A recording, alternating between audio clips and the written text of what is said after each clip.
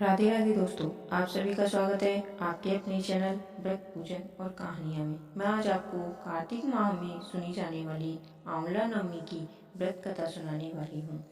एक आंवला राजा था जो रोज एक सोने का आंवला दान करता था और बाद में खाना खाता था। एक दिन उसके बेटे बहू ने सोचा कि इस तरह तो राज्य का खजाना खाली हो जाएगा, इसलिए इनके दान करने की आदत को बंद करना चाहिए।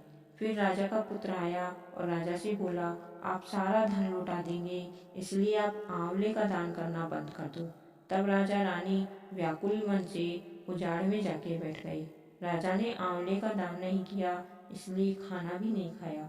तब भगवान ने सोचा, इनका मान तो रखना पड़ेगा।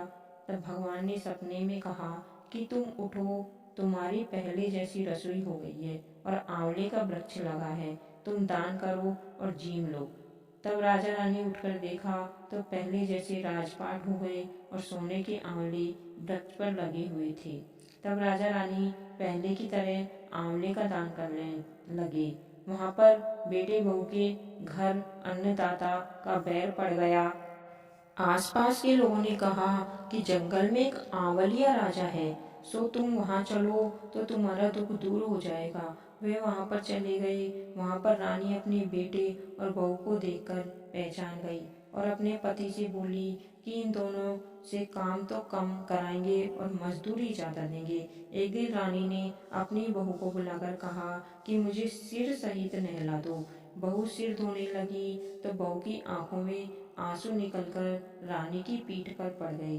तब रानी बोली, तुम क्यों रो रही हो, मुझे कारण बताओ। तो बहू बोली, मेरी भी सासू की पीठ पर ऐसा ही मस था। वह एक मन का आंवले का दान करते थे तो हमने उन्हें करने नहीं दिया, हमसे गलती हो गई। तब सासू बोली, हम ही तुम्हारी सास ससुर हैं, तुमने तो हमें निकाल दिया पर भगवान ने हमारा साथ रख लिया। हे भगवान, जैसा सत राजा रानी का रखा वैसे ही सबका रखना। कहानी सुनने वाले और सुनाने वाले सभी का भला हो, आपकी सभी मनोकामनाएं पूर्ण हो।